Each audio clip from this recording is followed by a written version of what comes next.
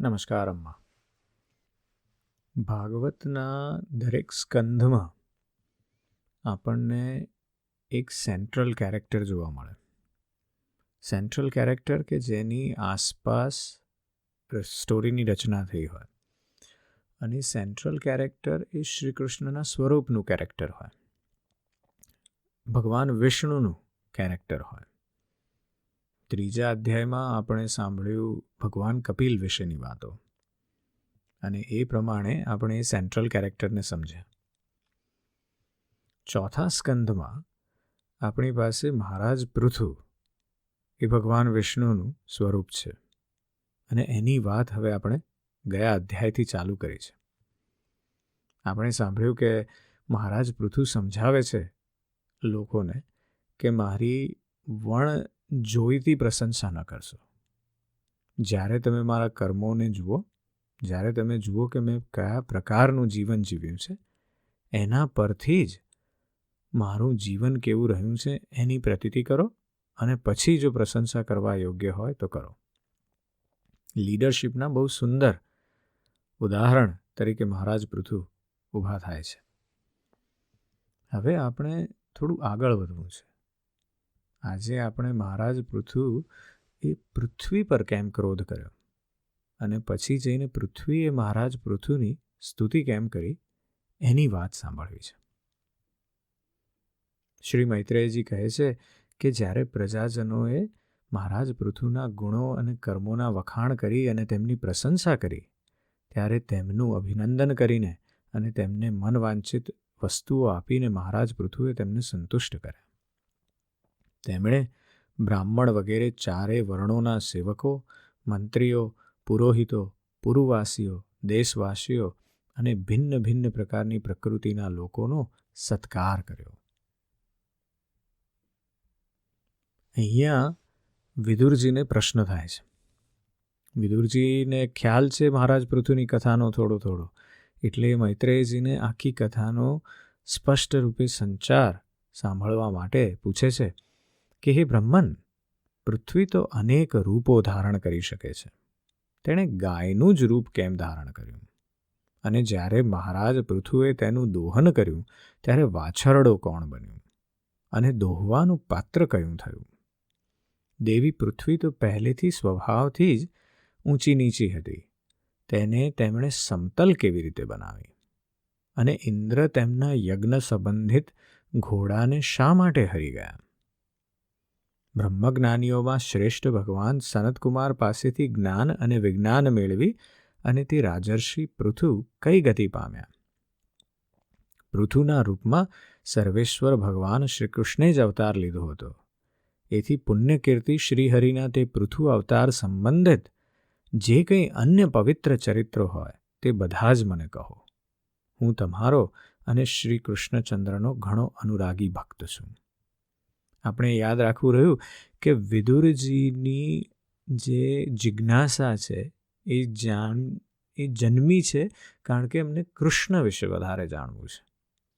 એમણે આ પ્રશ્નો ઉદ્ધવજીને કર્યા હતા, અને ઉદ્ધવજીએ કીધું કે મૈત્રેયજી પાસે જઈને બેસો, ત્યાં જ આ બધા ઉત્તર મળશે. એટલે આ બે વિદ્વાન વચ્ચેની ચર્ચા છે, પ્રશ્નો છે, એના ઉત્તરો છે. અને આપણી કથાનો જે દોર છે એ તો સુતજી પાસે છે. એટલે સુતજી આ સૌનકાદી ઋષિઓને કહી રહ્યા છે અને હું એ તમને કહી રહ્યો છું. એટલે સ્ટોરીની અંદર સ્ટોરી છે. એટલે મૈત્રેયજી જવાબ આપે છે વિદુરજીને. કહે છે કે હે વિદુરજી, બ્રાહ્મણોએ મહારાજ પૃથુનો રાજભિષેક કરી અને તેમને પ્રજારક્ષક જાહેર કર્યા. આપણે યાદ રાખવું રહ્યું અગેન કે વેન રાજા જે પૃથુના પિતા છે એ મૃત્યુ પામ્યા છે. ઋષિઓએ એમને એમના તપથી એમને મૃતક કરી નાખ્યા છે. એમનો દેહાંત થઈ ચૂક્યો છે, અને એમના બાહુમાંથી, એમની ભુજાઓમાંથી પૃથુ અને અર્ચી જન્મ્યા છે. એટલે મહારાજ પૃથુનો રાજ્યાભિષેક થયો, એમને પ્રજા રક્ષક જાહેર કરવામાં આવ્યા છે. હવે તે દિવસોમાં પૃથ્વી અન્નહીન થઈ ગઈ હતી. તેથી ભૂખને કારણે પ્રજાજનોના શરીર સુકાઈને નિર્બળ બની ગયા હતા. તે બધાએ પોતાના સ્વામી પૃથુ પાસે આવીને યાચના કરી. અહીં એ સમજવું રહ્યું કે કેમ આવું થયું હશે. બે વસ્તુઓ બની છે. એક કે રાજા હવે કોઈ રહ્યો નથી. રાજા રહ્યો નથી એટલે તરત જ લીડરલેસ પ્રજા જે હોય ત્યાં નબળા લોકો અથવા થોડાક નબળા લોકો હોય એની ઉપર થોડાક જોરાવર લોકો તરત જ પોતાનું રાજ્ય થોપવા માંગતા હોય. એટલે અરાજ્યકતા ફેલાઈ જાય. અરાજ્યકતા ફેલાય એટલે રાજકોષમાં ટેક્સ આવવાનો બંધ થઈ જાય. ટેક્સ આવવાનો બંધ થઈ જાય એટલે રાજા થકી જે કર્મો કરવાના હોય, જેમ કે તળાવ બાંધવા, રોડ તૈયાર કરવા, એ બધું બંધ થઈ જાય. અને એ બંધ થઈ જાય એટલે ચોર લૂંટારૂનો ત્રાસ વધી જાય. પ્રોડક્ટિવિટી આખી સોસાયટીની ઓછી થઈ જાય. અને જેવી એ પ્રોડક્ટિવિટી ઓછી થઈ જાય એટલે પ્રજાને તરત જ હાનિ પહોંચવા માંડે અને એ પ્રજા નિર્બળ બનતી જાય. એટલે અહીંયા એવી નિર્બળ પ્રજા તરત જ પોતાના પ્રજારક્ષક પાસે આવી અને કહે છે કે હે રાજન, જેમ વૃક્ષની બખોલમાં સળગતી આગથી વૃક્ષો બળી જાય છે, તેવી જ રીતે અમે પેટની ભીષણ જ્વાળાથી બળી રહ્યા છીએ. તમે શરણાગતોનું રક્ષણ કરનારા છો અને અમારા અન્નદાતા સ્વામી બનાવવામાં આવેલા છો. તેથી અમે તમારા શરણે આવ્યા છીએ. તમે સમસ્ત લોકોનું રક્ષણ કરનારા છો. તમે જ અમારી આજીવિકાના સ્વામી પણ છો. તેથી હે રાજેશ્વર, તમે અમુક ક્ષુધા પીડિતોને સત્વરે અન્ન આપવાની વ્યવસ્થા કરો. એવું ન બને કે અન્ન મળે એ પહેલાં જ ભૂખને લીધે અમારું મૃત્યુ થઈ જાય. આવી વાત પ્રજાએ કરી રાજાની સામે. અને એ સમયે પ્રજાજનોનું કરુણ ક્રંદન સાંભળી અને મહારાજ પૃથુ ઘણા સમય સુધી વિચાર કરતા રહ્યા. અંતે તેમને અન્નના અભાવના કારણની ખબર પડી ગઈ. પૃથ્વીએ જાતે જ અન્ન અને ઔષધિઓને પોતાનામાં ગોપવી દીધા છે.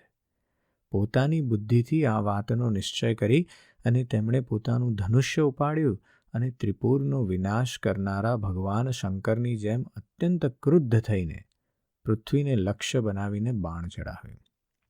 અહીં આપણે વાત સમજવાની એ છે કે આ તો મેટાફોરિકલ વાત છે. એટલે કે આ વાસ્તવની વાત નથી, પણ વાત એ છે કે રાજા હવે સમજી ગયા છે કે પ્રજામાં આ પ્રકારના હીનતા અને નિર્બળતા આવી એનું કારણ શું છે. અને એમને દેખાય છે કે પ્રજાએ પોતે ભૂલી ચૂકી છે કે કેવી રીતે, આ તો બધી ફાર્મિંગ કમ્યુનિટી છે, એગ્રેરિયન કમ્યુનિટી છે, એગ્રીકલ્ચર બેઝડ કમ્યુનિટી છે. અને એ કમ્યુનિટીને ફાર્મિંગમાંથી રસ ઉઠી ગયો છે અથવા ફાર્મિંગ એમની અંદર ઓછું થઈ ગયું છે. અને એના લીધે એ પ્રોપર ફાર્મિંગની ટેકનિક ઉપયોગ નથી કરી રહ્યા. અને એટલા માટે પૃથ્વી, એવું કહેવામાં આપણને આવ્યું છે કે પૃથ્વીએ જાતે જ અન્ન અને ઔષધિઓને પોતાનામાં ગોપવી દીધા છે. વાત એમ છે કે આપણે શોધવાની દ્રષ્ટિ અને યુક્તિ બે ચૂકી ગયા છીએ. એ સમાજ એ સમયે, કારણ કે અરાજ્યકતા એટલી બધી વધી ગઈ છે કે તમારી પાસે નાનકડો જમીનનો પ્લોટ પણ નથી, તમારી પાસે પાણી નથી, તો તમે ખોદીને કાઢશો શું? એટલે મહારાજ પૃથુ એ અહીંયા આપણને મેટાફોરિકલ વાત કરે છે. આ એક પ્રકારનું રૂપક છે, એક પ્રકારનું દર્શન છે, આપણને દેખાડવું છે ઇઝીલી સમજાવવા માટે. અને એટલે લીડર એમના જે છે એમણે બાણ ઉપાડ્યું છે અને કહે છે કે તેમને શસ્ત્ર ઉપાડેલા જોઈને જેમ શિકારી પીછો કરે ત્યારે જે હરિણી ભયથી ભાગે છે, તેવી જ રીતે પૃથ્વી ભય પામી ને ગાયનું રૂપ ધારણ કરીને ભાગવા લાગી. ગાયનું રૂપ ધારણ કરવું પૃથ્વીનું એ પણ બહુ મહત્વનું છે. આપણે એના વિશે પણ થોડી વારમાં વાત કરીશું કે પૃથ્વી ગાયનું રૂપ કેમ ધારણ કરે છે. આ જોઈ અને મહારાજ પૃથુની આંખો ક્રોધથી લાલ થઈ ગઈ. જ્યાં જ્યાં પૃથ્વી ગઈ ત્યાં ત્યાં ધનુષ્ય પર બાણ ચઢાવી અને તેઓ તેનો પીછો કરતા રહ્યા. દિશા વિદિશા, સ્વર્ગ, પૃથ્વી અને અંતરિક્ષમાં જ્યાં જ્યાં પણ તે દોડીને જતી હતી ત્યાં તેને પાછળ હથિયાર ઉપાડેલા મહારાજ પૃથુ દેખાતા હતા. જેમ મનુષ્યને મૃત્યુથી કોઈ બચાવી શકતું નથી, તેવી જ રીતે તેને ત્રણેય લોકમાં આ વેન પુત્ર પૃથુથી બચાવનારું કોઈ પણ મળ્યું નહીં. ત્યારે તે અત્યંત ભયભીત થઈ અને દુઃખી ચિત્તે પાછી વળી અને મહાભાગ પૃથુજીને કહેવા લાગી કે ધર્મના તત્વને જાણનારા હે શરણાગત વત્સલ રાજન, તમે તો બધા જ પ્રાણીઓનું રક્ષણ કરવા તત્પર રહો છો. તમે મારું પણ રક્ષણ કરો. હું અત્યંત દીન અને નિરપરાધ છું. તમે મને શા માટે મારવા ઈચ્છો છો? આ ઉપરાંત તમે તો ધર્મને જાણનારાઓમાં પ્રસિદ્ધ છો. તો પછી મુજ સ્ત્રીનો વધ તમે કેવી રીતે કરી શકશો? સ્ત્રીઓ કોઈ અપરાધ કરે છે તો સાધારણ જીવ પણ તેમના પર હાથ ઉઠાવતા નથી. તો પછી તમારા જેવા કરુણામય અને દિનવત્સલ તો એવું કેમ કરી શકે? હું તો એક સુદૃઢ નૌકા જેવી છું. સઘળું જગત મારા પર જ સ્થિત છે. મને ભાંગી તમે પોતાને અને પોતાની પ્રજાને જળ પર કેવી રીતે રાખશો? વસ્તુસ્થિતિ એવી છે કે બે ચોક્કસ પ્રકારની વાત થઈ છે. અહીંયા હવે પૃથ્વી મહારાજ પૃથુના શરણે આવી ગયા. એમણે જોયું કે પહેલાં પ્રયત્ન કર્યો ભાગવાનો મહારાજ પૃથુથી, પણ પછી ખ્યાલ આવ્યો કે હવે આના શરણે જવું જ યોગ્ય છે. એટલા માટે હવે એ શરણે આવી ગયા છે. અને પૃથ્વી કહે છે કે મેં તો સ્ત્રી ગાયનું રૂપ લીધું છે, તો તમે સ્ત્રી પર કેવી રીતે આઘાત કરશો? અને તમે તો રક્ષક છો, પ્રજા રક્ષક છો, ધર્મના સ્થાપક છો, તો પછી તમે આ કરી શકો એમ છો જ નહીં.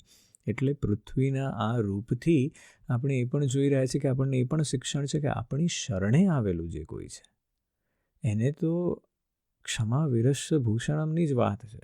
આવી વાત આપણે આગળ પણ એક વખત કરી ચૂક્યા છીએ. કળિયુગ જ્યારે રાજા પરીક્ષિતના શરણે આવી ગયો ત્યારે રાજા પરીક્ષિતે પણ એમ જ કર્યું હતું. એટલે અહીંયા આપણે જોઈ રહ્યા છીએ કે હવે પૃથ્વીએ મહારાજ પૃથુને શરણે આવી ગઈ છે અને હવે ત્યાંથી મહારાજ પૃથુએ શું ઉત્તર આપવો? એટલે મહારાજ પૃથુ કહે છે કે હે પૃથ્વી, તું મારી આજ્ઞાનું ઉલ્લંઘન કરનારી છું. તું યજ્ઞમાં દેવતા રૂપે ભાગ તો લે છે, પરંતુ તેના બદલામાં અમને અન્ન આપતી નથી. તેથી આજે હું તને મારી નાખીશ. વાત એ છે કે જો અમે એક પ્રકારનું કર્મ કરીએ, પેલો ન્યૂટનનો જે લો છે કે ભાઈ every reaction has equal and opposite reaction on the other side. એટલે એ જે વાત છે કે અમે અહીંયા તારા તરફ પ્રયત્ન કરીએ છીએ જમીનમાં કશું ઉગાડવાનો, જમીનમાં કશું કરવાનો, પણ તું કશું પાછું તો આપતી નથી. એટલે અમે કર્મ કરીએ છીએ પણ એનું કોઈ પાછળ મળતું નથી. તો એટલા માટે હું તને આજે દંડ આપીશ. તું દરરોજ લીલું લીલું ઘાસ ખાઈ જાય છે અને પોતાના આંચળનું દૂધ આપતી નથી. આવી દુષ્ટતા કરવાને કારણે તને દંડ આપવામાં આવે તો એને અનુચિત કહી શકાય નહીં. તું નાદાન છે. તે પૂર્વકાળમાં બ્રહ્માજીએ પેદા કરેલા અન્નાદિ ઔષધિઓને પોતાનામાં લીન કરી દીધા છે અને હવે મારી પણ પરવા નહીં કરીને તું પોતાના ગર્ભમાંથી તેને બહાર કાઢતી નથી. હવે હું પોતાના બાણોથી તને છિન્ન ભિન્ન કરીને તારા મેદથી આ ક્ષુધા પીડિત અને દીન પ્રજાજનોના કરુણ ક્રંદનનું શમન કરીશ. જે દુષ્ટ પોતાનું જ પોષણ કરનારાઓ તથા અન્ય પ્રાણીઓ પ્રત્યે નિર્દય હોય, તે પુરુષ, સ્ત્રી અથવા નપુંસક કોઈ પણ હોય, તેને મારવો એ રાજાઓ માટે નહીં મારવા બરાબર જ છે. એટલે અહીંયા મહારાજ પૃથુ આપણને ફરી એક વાર સમજાવે છે કે ભલે તમારી શરણે કોઈ આવી ગયું હોય, ભલે તમારાથી નિર્બળ હોય, પણ જો એ ધર્મનું પાલન ન કરતા હોય, જો એ પોતાનું પોષણ કરનારા અને બીજા પ્રાણીઓ પ્રત્યે નિર્દય હોય, તો એ પછી કોઈ પણ હોય, એ રાજા માટે એ વ્યક્તિ દંડનીય છે. મહારાજ પૃથુ કહે છે કે તું ઘણી ઘમંડી અને મદોન્મત્ત છે. આ સમયે માયાથી જ આ ગાયનું રૂપ બનાવેલું છે અને હું બાણોથી તારા ટુકડે ટુકડા કરી અને પોતાના યોગ બળથી પ્રજાજનોને ધારણ કરીશ. આ સમયે મહારાજ પૃથુ કાળની જેમ ક્રોધમયી મૂર્તિ ધારણ કરેલા હતા. તેમના આ શબ્દો સાંભળી અને ભૂદેવી એવી પૃથ્વી કંપવા લાગી અને તેણે અત્યંત વિનમ્ર ભાવે હાથ જોડીને કહ્યું કે તમે સાક્ષાત પરમ પુરુષ છો. તથા પોતાની માયાથી અનેક પ્રકારના શરીર ધારણ કરીને અર્થાત અવતાર લઈને ગુણમય જેવા દેખાવ છો. અહંકારથી ઉત્પન્ન થયેલા અધિભૂત, અધિદૈવ અને આધ્યાત્મ સંબંધી અભિમાન અને તેનાથી ઉત્પન્ન થનારા રાગ દ્વેષાદિથી આપ સર્વથા રહિત છો. આવા આપના સ્વરૂપનો અનુભવ થઈ જતા રાગ દ્વેષાદિ વિકારોનો વેગ શાંત થઈ જાય છે. એવા આપ પરમ પુરુષને હું નમસ્કાર કરું છું. તમે સમસ્ત જગતના વિધાતા છો. તમે જ આ ત્રિગુણાત્મક સૃષ્ટિ રચેલી છે અને મને સમસ્ત જીવોનો આશ્રય બનાવેલી છે. તમે સર્વથા સ્વતંત્ર છો. હે પ્રભુ, જ્યારે તમે જ અસ્ત્ર શસ્ત્ર લઈ મને મારવા માટે તૈયાર થઈ ગયા છો, ત્યારે હું બીજા કોના શરણે જાઉં? કલ્પના આરંભમાં તમે પોતાને જ આશ્રિત રહેનારી અનિર્વચનીય માયાથી જ આ ચરાચર જગતની રચના કરી હતી અને તે માયા વડે જ તમે તેનું પાલન પોષણ કરવા માટે તૈયાર થયેલા છો. તમે ધર્મપરાયણ છો, તો પણ ગાયનું રૂપ ધારણ કરનારી મને શા માટે મારવા ઈચ્છો છો? તમે એક જ છો, તેમ છતાં માયાને લીધે અનેક રૂપોમાં જણાવો છો. તથા તમે સ્વયં બ્રહ્માજીની રચના કરી ને તેમના સર્વેશ્વર તેમના દ્વારા વિશ્વની રચના કરાવી છે. તમે જ સાક્ષાત સર્વેશ્વર છો. તમારી લીલાઓને અજિતેન્દ્રિય દેવતાઓ પણ જાણી શકતા નથી, તો પછી લોકો કેવી રીતે જાણી શકે? તેમની બુદ્ધિ તો તમારી દુર્જય માયાથી વિક્ષિપ્ત રહે છે. તમે જ પંચભૂતો, ઇન્દ્રિયો અને તેમના અધિષ્ઠાતા દેવતાઓ બુદ્ધિ અને અહંકાર રૂપ પોતાની શક્તિઓ વડે ક્રમશઃ જગતની ઉત્પત્તિ, સ્થિતિ અને સંહાર કરો છો. ભિન્ન ભિન્ન કાર્યો માટે અવારનવાર તમારી શક્તિઓનો આવિર્ભાવ અને તિરોભાવ થયા કરે છે. તમે સાક્ષાત પરમ પુરુષ અને વિશ્વવિધાતા છો. તમને મારા નમસ્કાર છે. હે અજન્મા પ્રભુ, તમે જે પોતાના રચેલા આ પંચભૂતો, ઇન્દ્રિયો અને અંતઃકરણ રૂપ જગતની સ્થિતિ માટે આદિવરાહ રૂપ ધારણ કરી અને મને રસાતાલમાંથી બહાર કાઢી લાવ્યા હતા. આ પ્રમાણે એક વાર તો મારો ઉદ્ધાર કર્યો હતો અને એટલા માટે જ આપણે ભગવાનને ધરણીધર કહીએ છીએ, કારણ કે એ ઉપનામ એ વરાહ સ્વરૂપનું ઉપનામ છે. અને પૃથ્વી કહે છે કે આજે તમે જ વીરમૂર્તિ સમા જળની ઉપર રહેલી નૌકાની જેમ સ્થિત મારા જ આશ્રય રહેનારી પ્રજાનું રક્ષણ કરવાના ઉદ્દેશ્યથી તીખા તીખા બાણ ચઢાવીને દૂધ નહીં આપવાના અપરાધમાં મને મારવા ઈચ્છો છો. આ ત્રિગુણાત્મક સૃષ્ટિની રચના કરનારી તમારી માયાથી મારા જેવા સાધારણ જીવોના ચિત્ત મોહગ્રસ્ત થઈ રહ્યા છે. મારા જેવા લોકો તો તમારી લીલાઓનો આશય સમજતા નથી. હે વીર, આપની લીલા આપનો યશ વધારનારી છે. એવા આપને મારા હૃદયપૂર્વક નમસ્કાર છે. અને આ રીતે શરણાગત પૃથ્વીએ મહારાજ પૃથુની સુંદર મજાની સ્તુતિ કરી.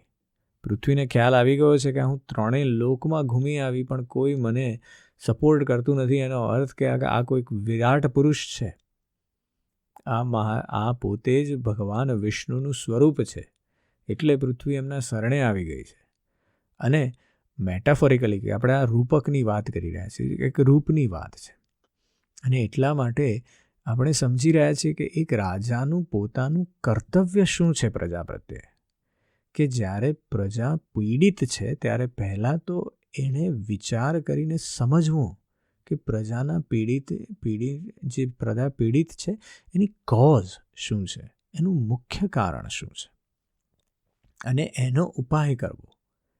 એટલે જ્યારે આ પ્રકારની રૂપક વાત થઈ રહી છે કે મહારાજ પૃથ્વીની પાછળ બાણ લઈને દોડ્યા છે, એટલે મહારાજ પૃથુ વિચાર કરીને હવે સમજી રહ્યા છે કે હું કેવી રીતે મારી પ્રજાના ઉદ્ધાર માટે કર્મ કરું. અને કર્મની વાત છે. Leader always leads from the front. આગળ ચાલીને ઊભા રહેવું એ લીડરનો ધર્મ છે.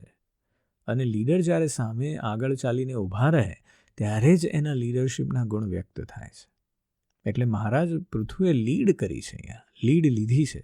પહેલાં એમણે કીધું પ્રજાને કે ભાઈ જ્યાં સુધી હું કર્મો ના દેખાડું ત્યાં સુધી મારું વખાણ કરશો નહીં, મારી કોઈ પ્રશંસા કરશો નહીં. અને હવે એમણે એમના પોતાના લીડરશિપના દર્શન કરાવવાનું આપણને ચાલુ કર્યું છે. આગલા અધ્યાયમાં આપણે એના વિશે વધારે વાત કરશું. આજે બસ આટલું જ. જય શ્રી કૃષ્ણ.